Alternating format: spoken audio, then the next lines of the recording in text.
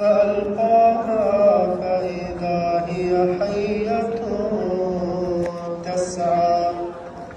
قال خذها ولا تخف سنعيدها سيرتها الأولى واضمم يدك إلى جناحك تخرج بيضاء من غير سوء آية أخرى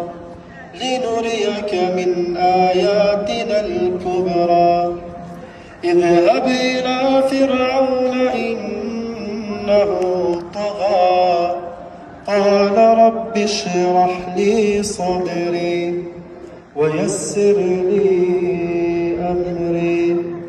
واحلل عقدة من لساني